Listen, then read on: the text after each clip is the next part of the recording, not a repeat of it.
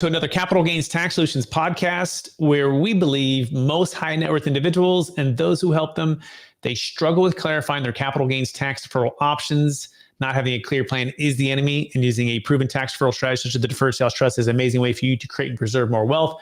Exit highly appreciated mobile home parks, businesses, real estate, cryptocurrency. Save a failed 1031 exchange so you can create and preserve more wealth. Hope your clients, friends, and families do the same. We're also streaming on expert CRE secrets as well. For those who don't know me, my name is Brett Swartz, and I'm founder of Capital Gains Tax Solutions. And each and every episode, we're joined by some of the best real estate, financial, and wealth advisors in the world, where they share their ideas, deal stories, and inspiration. So together we make complex tax deferral strategies simple and passive income plans achievable. I'm excited about our next guest. He's out of the great state of Florida. And we're going to be talking about tactical mobile home park investing.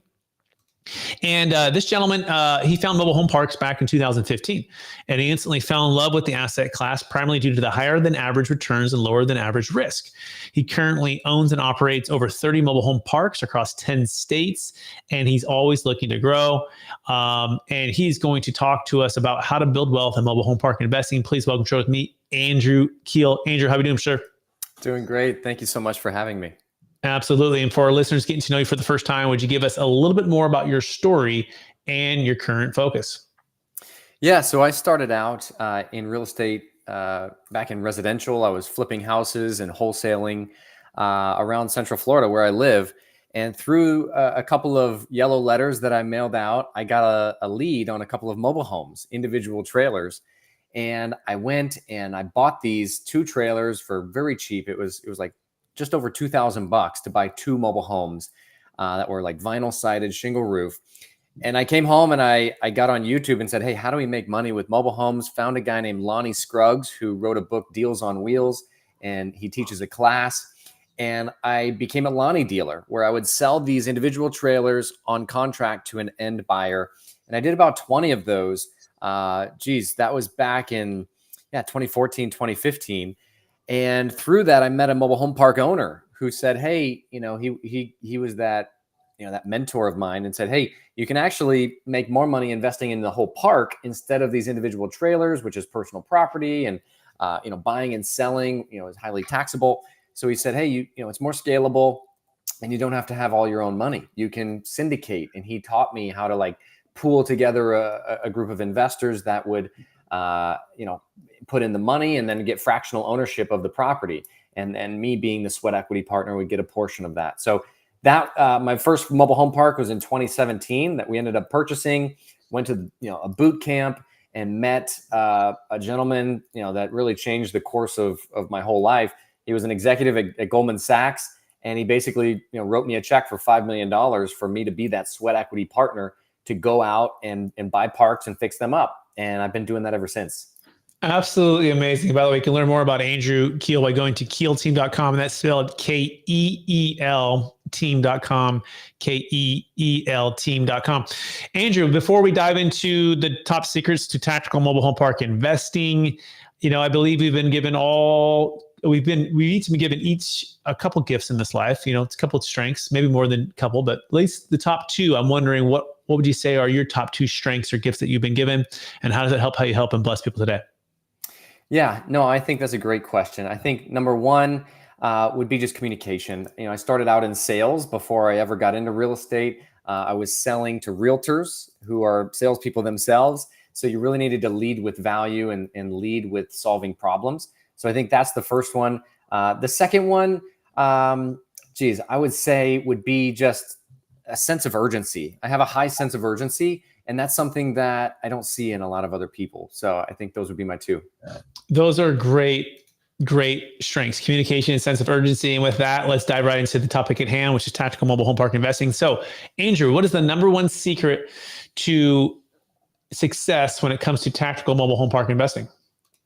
I would say finding off-market deals. The deals that are marketed online have been shopped around by a lot of buyers. And if you can go into an asset with a 15 to 20% lower basis than a property that's been listed, you're just going to have such an advantage, no matter what happens. So I think that would be the number 1 tip is finding deals off market. Excellent. And what would you say your number one strategy is to finding these off-market deals and communicating and persuading someone to sell them to you for maybe 15 to 20% less than if they took it to market? Yeah, I would say, cold calling, and then, sending out text messages, to a list that we've cultivated for, almost 10 years now, would be how we're finding those. And then, when you're talking to these mom and pop owners that are, baby boomers and wanting to retire, you just really have to find their motivation, right? It's sales 101. Why would they be open to selling? Is it because they're gray, old, and tired, which is the majority that just are wanting to retire? Or is it operational, struggles? We're buying a park right now from a guy that just evicted 13 tenants. Like literally, they all just moved out, and he doesn't have the energy to rebuild it. So it just, you have to find that inner motivation and then make it easy on them. One guy lived in the mobile home park, and all he wanted, he said he would sell to us, for a lower price if we could help him move his home out to a plot of land that he bought. So it's not always price motivated. Absolutely. So it's connecting with them on a relational level, cold calls, texts, emails, following up, cultivating that relationship, and then finding their motivation for selling and really finding their problem so that you can be the solution to that problem, moving from the A to the B. B the where they want to be, A is where they're at. What is the number two secret, Andrew, to successful tactical mobile home park investing? Yeah, the number two secret, I would say, is having a fine-tuned criteria, a buying criteria. So instead of just going after every mobile home park, there's like 50,000 mobile home parks in the United States. Instead of just going after every single one, get tactical with your approach. Our list is only about 7,000 mobile home parks that we're targeting. They need to be more than 50 lots. They need to be on public utilities. They need to be within an MSA that at least has 50,000 in the population. And then there's median home price needs to be above 150,000. So if you can fine tune your criteria and get, very tactical with that approach, and then also understand, hey, who offers the best debt in the mobile home park asset class? That is going to be Freddie Mac, and Fannie Mae. Those are the agency lenders. So when you know that going in, we don't buy a property unless we know that upon refinance a few years later, after we, improve the property and pull a couple levers, we know that property is going to get agency financing, which is the best in class financing. And I think just being tactical on the forefront with your buying criteria is a big tip.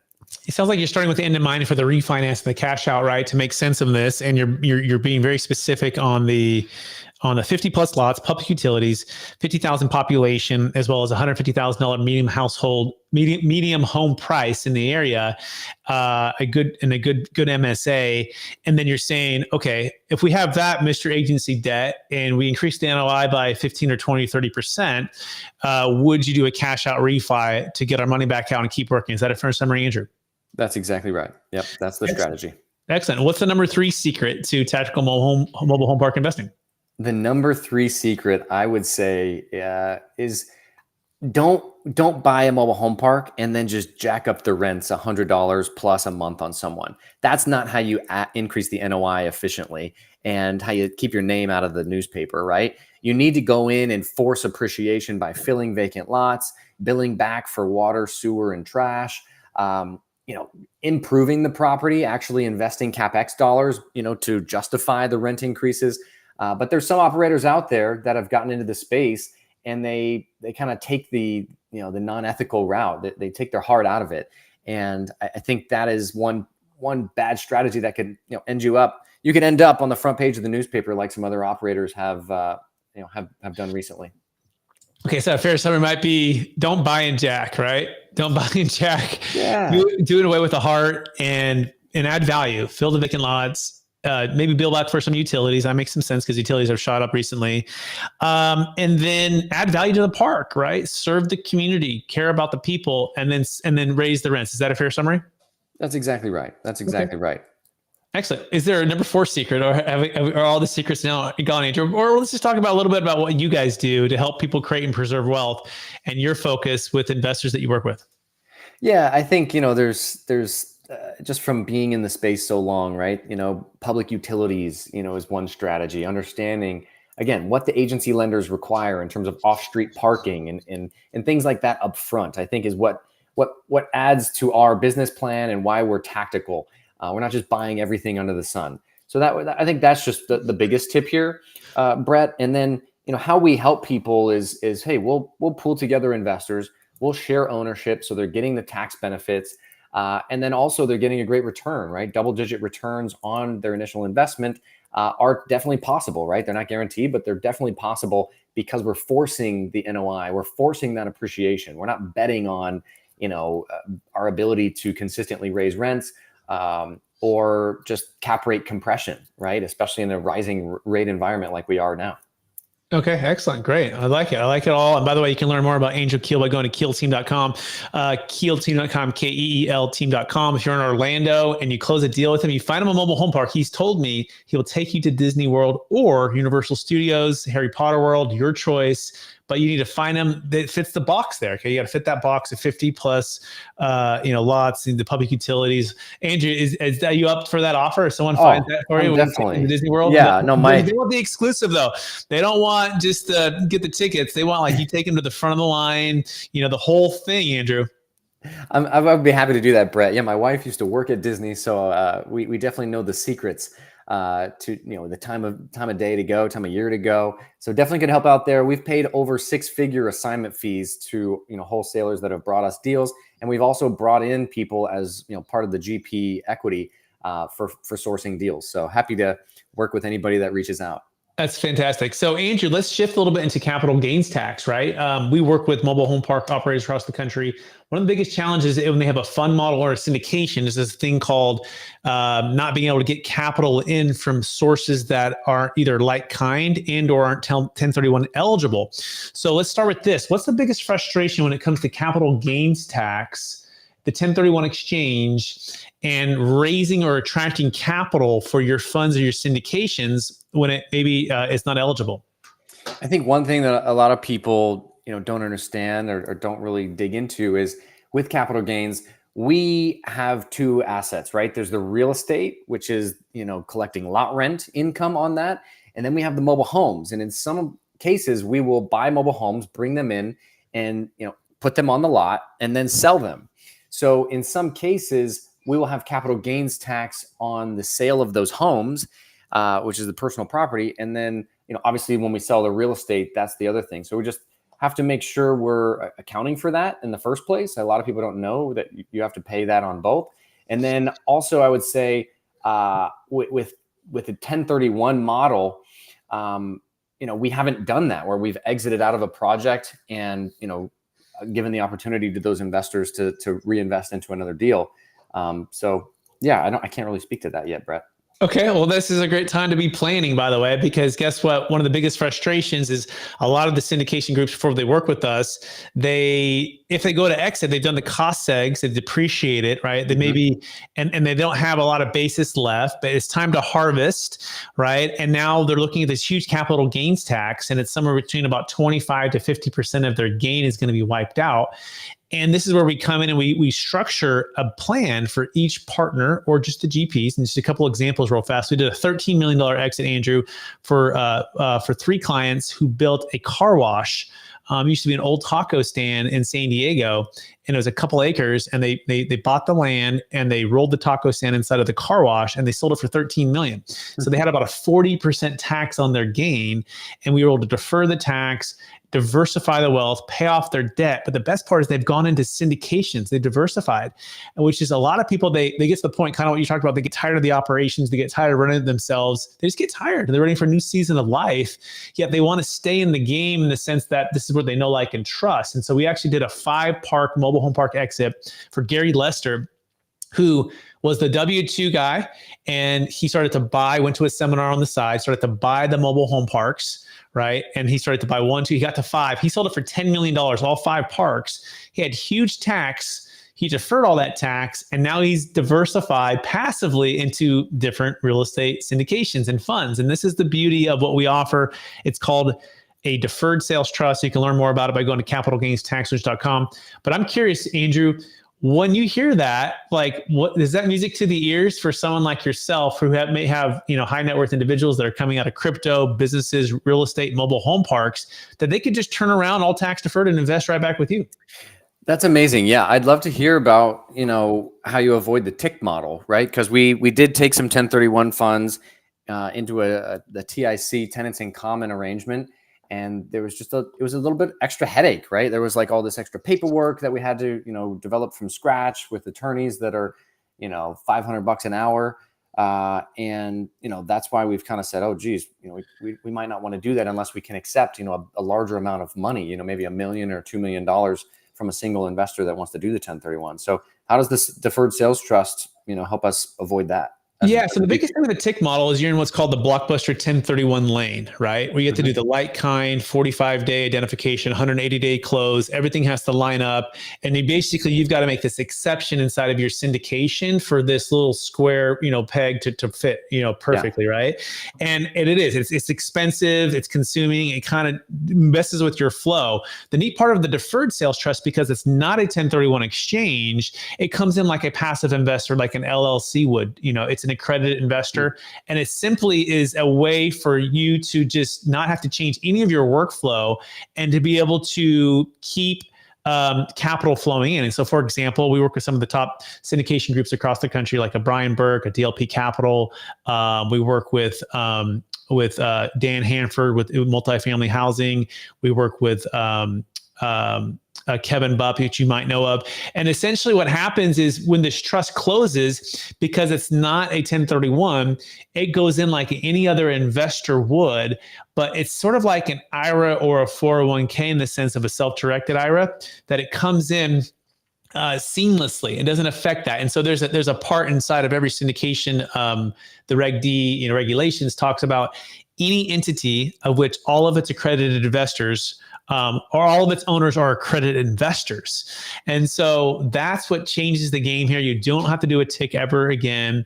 You don't have to have the like kind replacement requirement. It can be exiting crypto, businesses, primary homes, stock. We can even save a failed 1031 exchange without having to identify the trust. And that to us is the game changer. That's why we call it the Netflix way of exit planning. And if people want to learn more, you can go to Building a Capital Gains Tax Exit Plan. You can go to Amazon to order the book, Building a Capital Gains Tax Exit Plan, hit #1 bestseller. And we have people like Kevin Harrington from Shark Tank in the book, who even he was learning about this for the first time. Go to capitalgainstaxsolution.com or check that on Amazon. Andrew, what are your thoughts on any of that?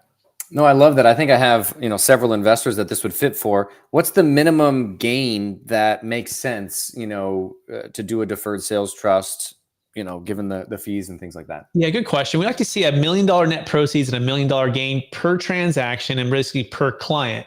However, if you have two at $500,000 each that you can combine into one, then we found that's a really good fit. So and it could be crypto, it could be a business, it could be real estate, and you can do different assets. You can combine them to equal that. It just needs to be per transaction, basically $1 million net proceeds, $1 million gain. That's a good fit for people to use the DST. That's awesome. Is there any risk this would go away with new regulation?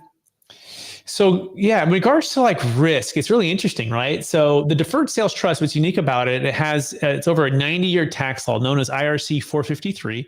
You probably know it as a seller carryback is the foundation. In fact, that's probably how you buy a lot of your deals. You approach the seller and say, hey, would you carry paper for us? Maybe we'll pay a little bit higher price or we'll give you a good interest rate and you'll be able to defer your capital gains tax over time. And so, Andrew, seller carryback, and so does CPAs. And so the deferred sales trust is based upon IRC 453. The difference is it's combined with a trust. And this trust only does business with you if you're the seller, right? There's a third-party trustee. That's our role. And we follow that to a T. So it's kind of like a 1031. It's kind of like, it is actually a seller carryback of 453, except the seller is carrying paper for the trust. And so this is a tried and true tax code over 90 years. The key here with the deferred sales trust is close to a 30-year track record now, thousands and thousands and thousands of closes. And there's been some audits. There's been about 24 audits, but we've never had a change. not one single change on any of the audits. As well, we provide what's called lifetime audit defense. And so just as important as the idea and the strategy is the defense to defend it should so the IRS come knocking. And so there's been never had a change. It's batting 1,000.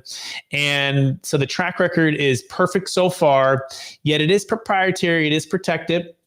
And make sure not to give our secrets out too much. And number two, also, so it doesn't get in the wrong hands for people to abuse it. So that's the track record, Andrew.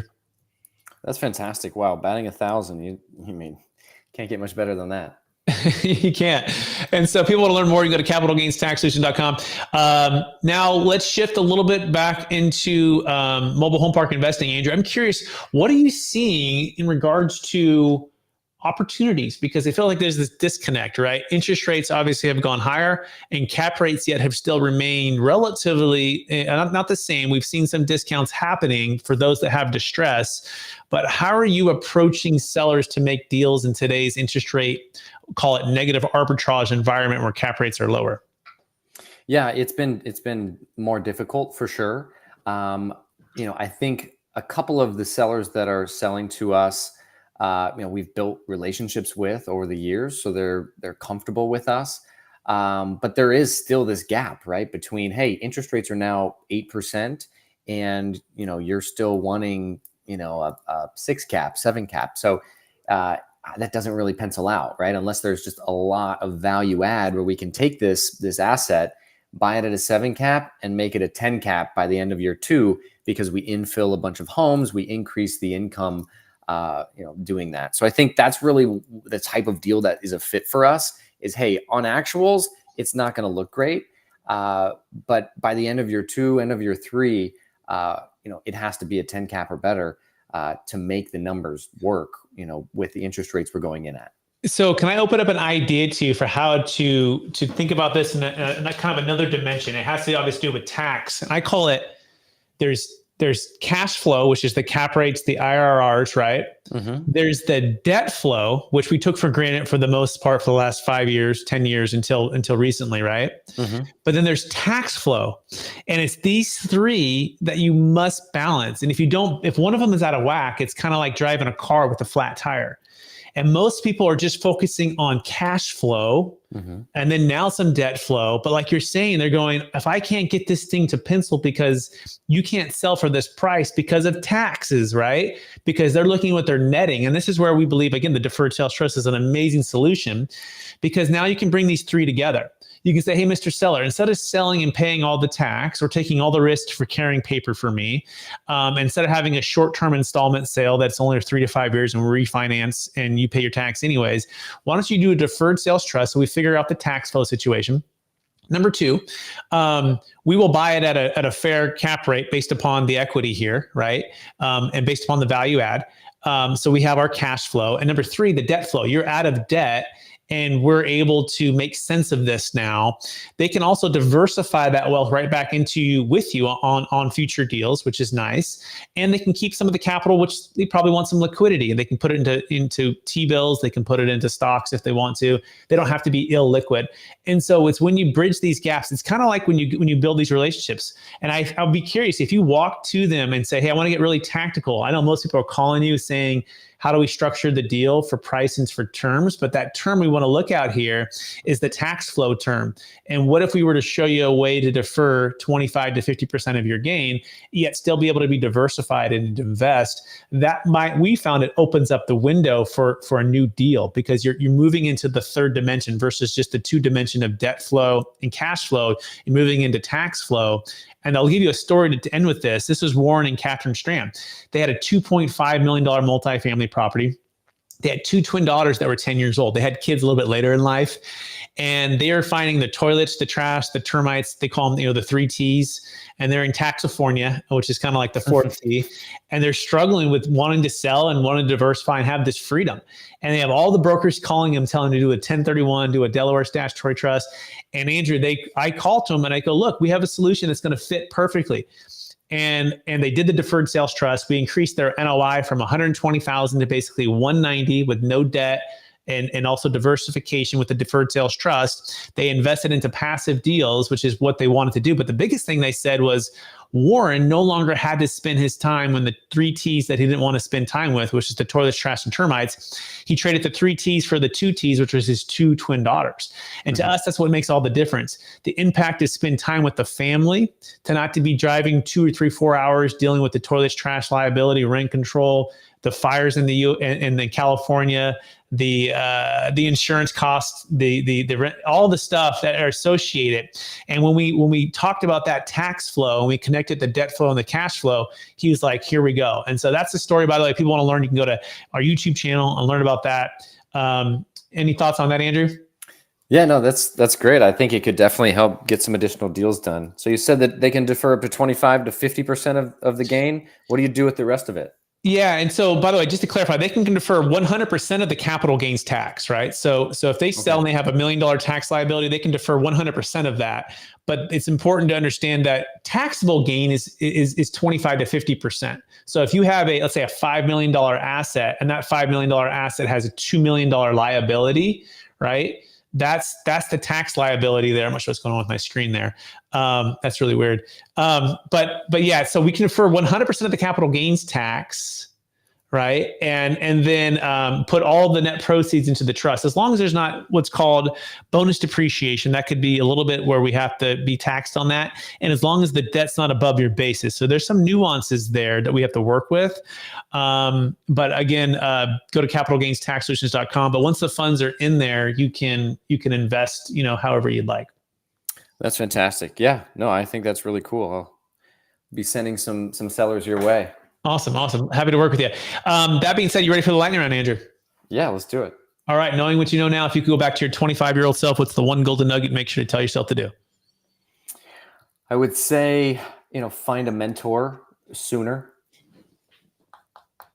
That's good. Question number 2, what are you most curious about right now?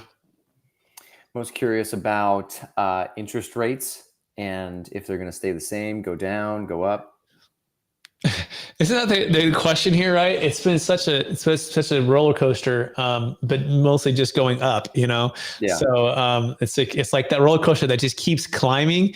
I went to the roller coaster called Kong. I don't know if you've been to Kong, and Kong was crazy because there's 2 Kongs, but one Kong in California, the strap is just on your waist, so there's nothing above your shoulders. And this is what it feels like, this industry environment. Like, it just keeps going higher and higher and higher. And I remember coming over the edge of that Kong and we're dropping. I'm like, I think I'm going to die. That's what it felt like. Like, some of these things are just really crazy. Where at least, the new one in our Universal Studios, the Velociraptor, has the things over your shoulders. So you're like, a little more safe. Yeah. A little more safe. Right. But yeah. So I agree with you on that. Question number 3.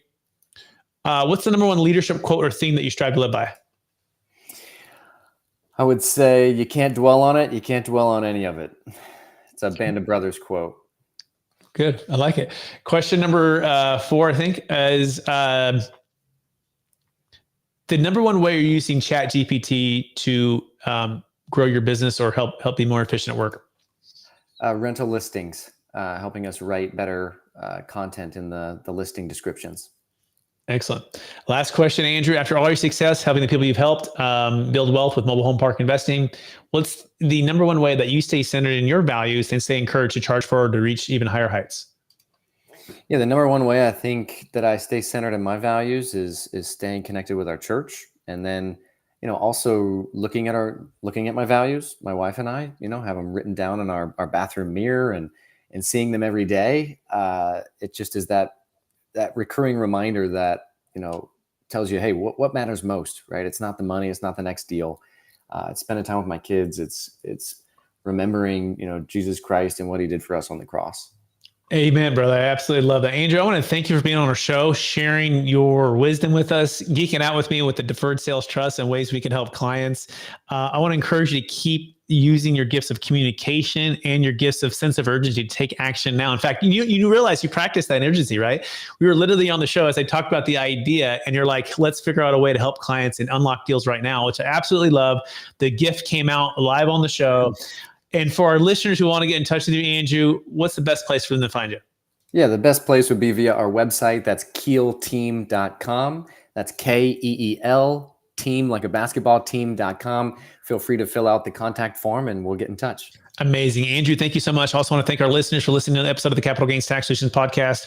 Also stream on Expert CRE Secrets podcast, where we believe most high net worth individuals and those who help them, they struggle with clarifying their capital gains tax deferral options. Not having a clear plan is the enemy, and using a proven tax deferral strategy such as the deferred sales trust is an amazing way for you to create and preserve more wealth and unlock deals for sellers who need a tax flow plan. And sometimes are only focused on the debt flow and the cash flow. But if you can connect that tax flow, something like the deferred sales trust, you can unlock deals. And so go to capitalgainstaxsolutions.com to learn more, or just also go to Amazon and check out our brand new book, Building a Capital Gains Tax Exit Plan, hit #1 bestseller. We have Kevin Harrington from Shark Tank in the book as well. Don't forget about Andrew Offord, right? You help find him a deal, mobile home park. He will take you with his wife, who has all of the secret connections at the Disney World, to the front of the line, right? Find that mobile home park for Andrew. Off market is the way to do that. Again, Andrew Keel can be found at keelteam.com. Appreciate everyone listening today. Go take some action. Live with a sense of